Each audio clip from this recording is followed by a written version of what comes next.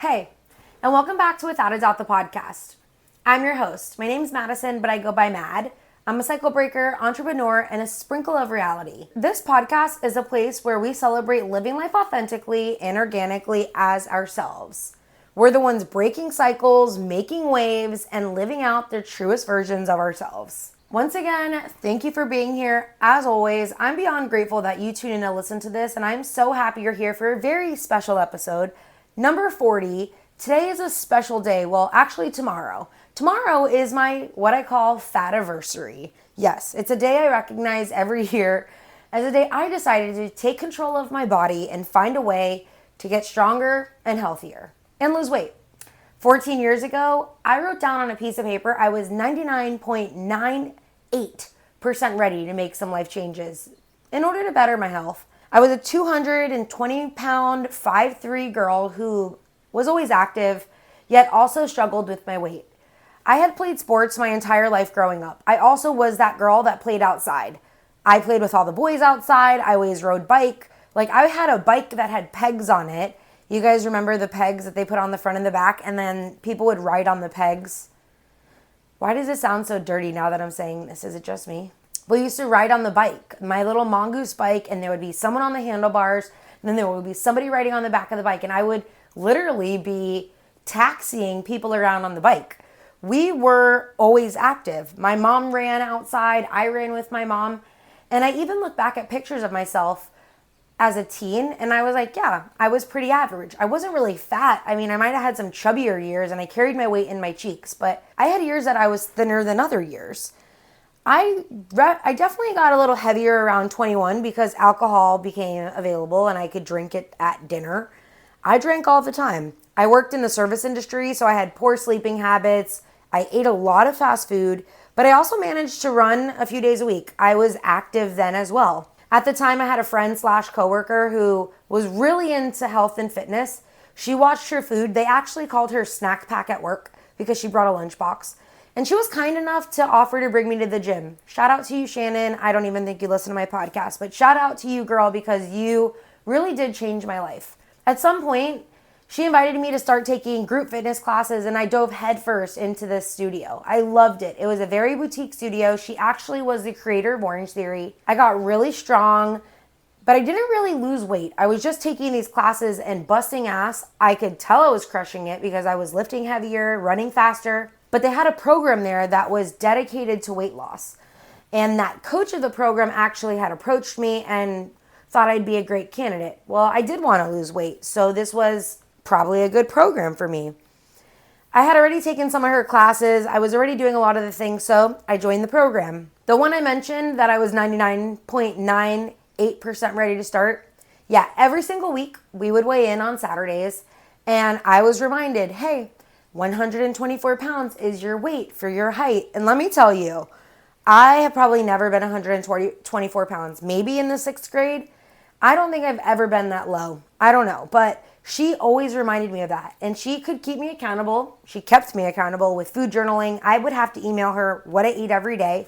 And she would always send me back a happy face or to fix this or that. I was working out and taking so many classes, so many times a week. Long story short, the program really did help me. Within the year, I lost about 75 pounds, maybe a year and a half. And I unlocked a level of confidence I didn't even know I had. That also taught me that it was possible to go from fat to fit, which is not easy. It's a lot of fucking work. I also at some point was able to start riding 30 plus miles on outdoor bikes. I was outdoor cycling like long distances, running 5Ks every weekend, placing in my age group even. I was dabbling into triathlons. My weight loss opened doors for things like I never thought that I would be able to do. When I was growing up, I watched my mom and her best friend ride 75 miles on their bike from Miami, the zoo, to Key Largo every year. As I got older and into cycling, I had a friend invite me to ride with his team, and I got to invite my mom to ride with us too. It was so cool being able to ride 75 miles with my mom. I grew up watching her do that, and then I got to do it with her. Like, it's an experience I'll always remember. It also led me to coaching and motivating other people in the fitness world. My weight loss transformed ideas about myself. And I think I really want to hone in on the moral of this story is that my weight loss journey My weight loss story is a journey. In the past 14 years, I have taken my mind, body, and fitness levels to places I never thought I could do. I was lucky enough to train for a half Ironman, which is a 1.2 mile swim, 56 miles on your bike, and 13.1 mile run. Yes, 13.1 mile run. I never got to actually participate in the race because I was in a really bad accident involving alcohol and poor decisions, but knowing I was physically ready to rock that shit is actually really empowering. I was 1 week out from that race, and I could have done it. I've rode 100-mile rides, 75-mile bike rides with my mom, like I mentioned before. I've done triathlons, and I've lifted weights most men don't even try to pick up. I am fierce as fuck. But so often, we forget about the journey. We're so focused on the end goal. And for me, it was just getting to be 124 pounds. My coach at the time kept hammering that into my mind, and it just sat there weighing so fucking heavy. Let me just tell you, I am never going to be 124 pounds. I have legs like tree trunks, and I am a thick little mommy. I also want to tell you, just fuck the scale. Like, fuck the fucking scale. I have fluctuated with weight in the last 4 years, and somehow my favorite pair of jeans still fits like a glove. I used to weigh myself almost every week. On Saturdays, I was weighed in. Yet now my scale sits in the back of my closet, dusty as ever, and I'm very proud of that. In my own journey, this is what I think back about. How I obsessed over food, the food noise that was so loud, every meal, what was I eating? What was good? What was bad? I even obsessed over workouts. In my smallest, most fit body, when I was maybe 135 pounds, I was taking 3 hours of group fitness classes a day. Then teaching 3 classes of Orange Theory, which you're lifting and demoing heavy weights, and I would use the heaviest ones I could pick up. But then I taught at a studio called Cycle Bar, and I taught on the bike, and I had to do those workouts. I was so focused on getting smaller and smaller, but at some point, it led me to literally the wall of burnout. And the burnout is real in fitness. I also get very bored with my workouts very easily, and I have fallen off the wagon, but only one time. And that was literally 4 years ago when I left coaching for Orange Theory. No joke, it has taken me almost 4 years to find that excitement for movement again. I never actually stopped moving. I have been in and out of the big box gyms, moving, lifting weights, and doing things like that. I have been running and sprinting and walking. I recently picked up tennis back in December, so I've been doing that. But I've been active. I just lost my fitness level from when I was coaching and doing all of the things. I basically just got lazy, and I put my fitness on the back burner for my own business. I also got tired of working out 5 times a week, multiple times a day, and I honestly think it's really hard to ever find the body image that I keep thinking of myself organically. And that's okay. I don't want a perfect body, and I'm at a point in my life where I know that's not where I'm at anymore.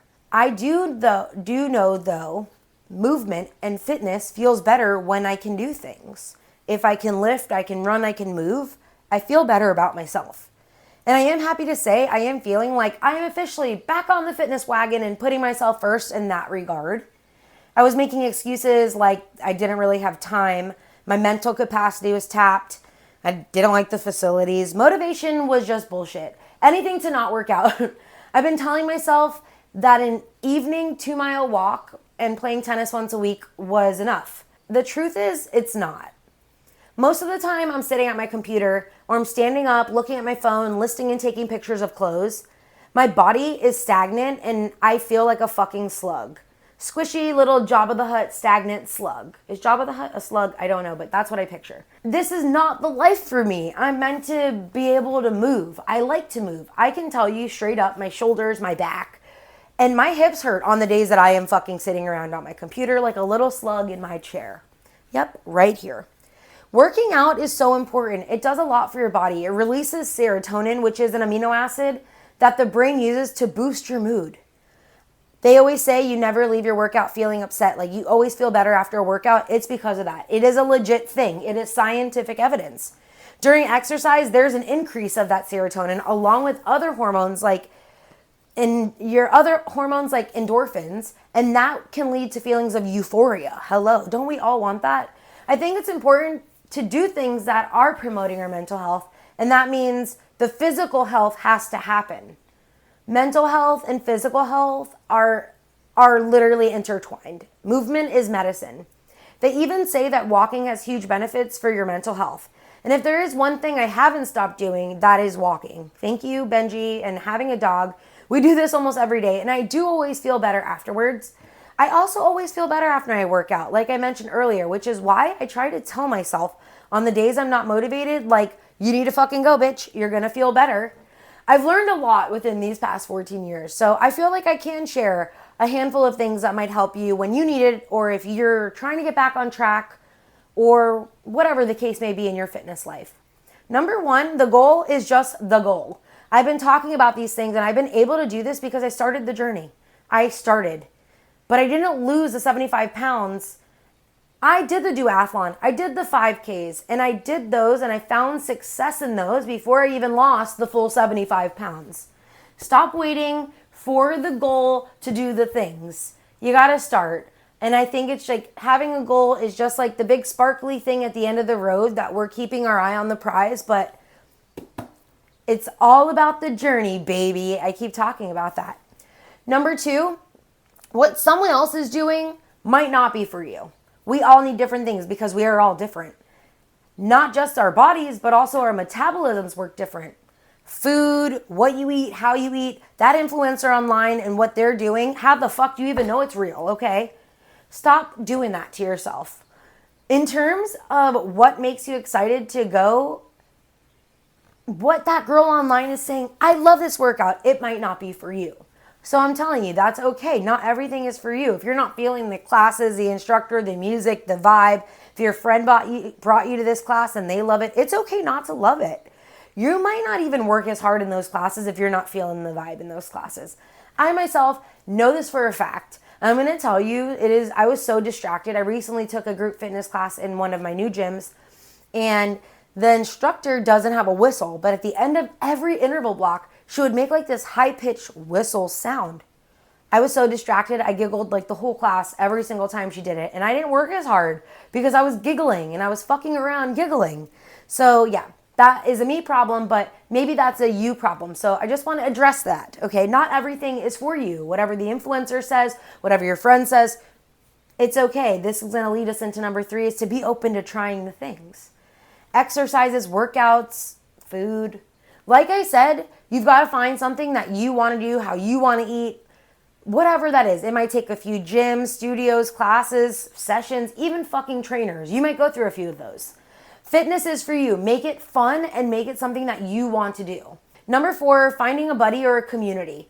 Accountability is super duper important, and I do have an episode about that on this podcast, so feel free to go check that out.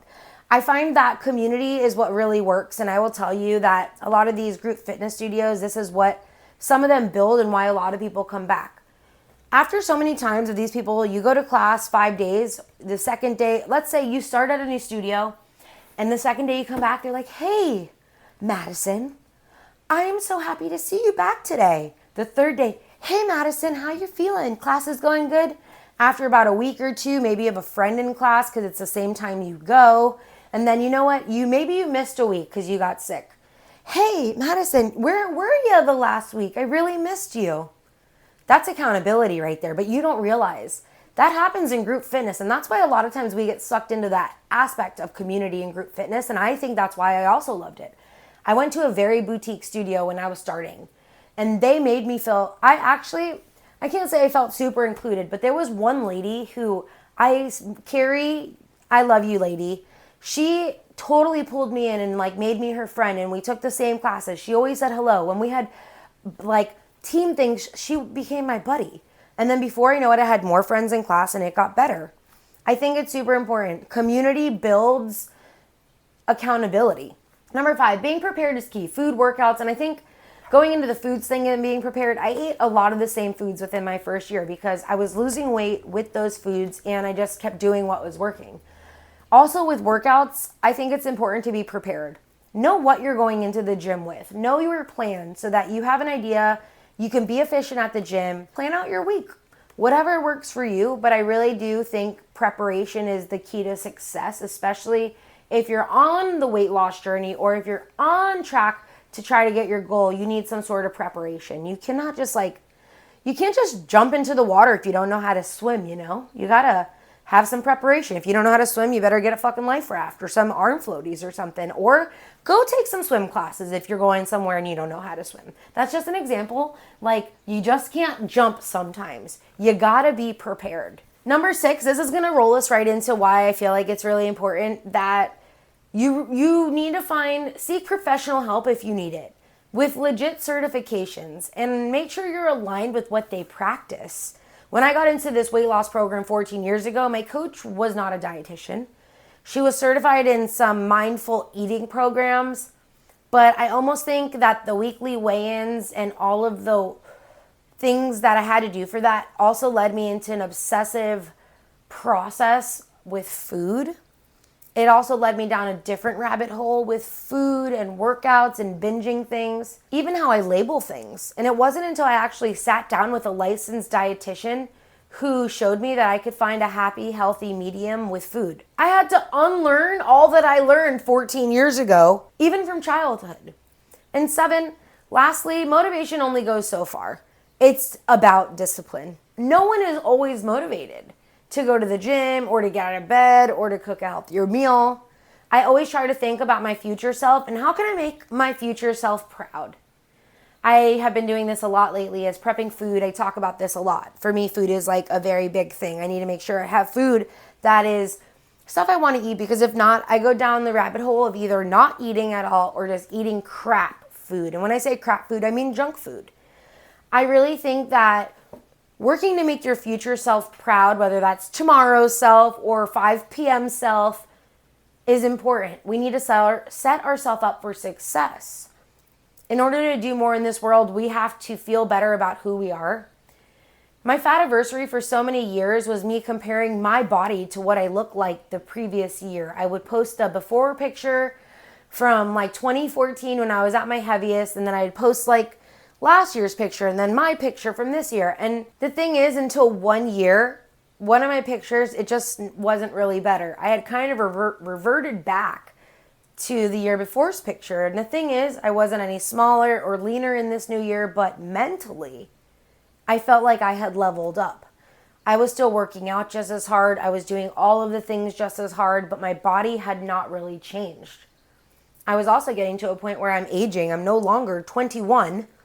This was 10 years into that. My body changed, my interests were changed, my workouts were changing. My ideas about my health hadn't, though. I reminded myself it was important, and I remembered how important the journey still is.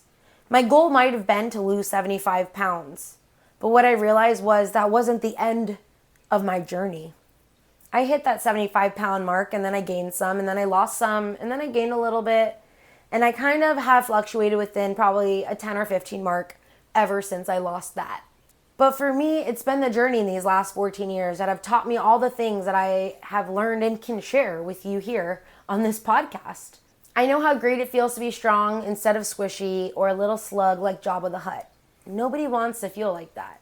My motto in the days I don't want to do the things for me is a quick reminder that I am badass. And that is why I always end my shows the way that I do. Oftentimes, we let the weakness of moments get the best of us. It's a quick, simple decision to do versus the long overhaul thought process when you're fighting against it. As Nike says, just do it. Your body is your temple. On this Fativersary, which is actually tomorrow, I'm giving thanks and gratitude for all that my body does for me and has done for me. Thank you. Maybe this will be a little mid-year push for you to get back on the wagon, start up on a new fitness journey, or tap into a new routine. Or better yet, just spark up some fucking fire to get your ass moving. You're without a doubt a badass. I'm on Instagram and YouTube at Without a Doubt the Pod. Rate the show, share the show, and I'll be back next week. XOXO, your girl Mad. Bye.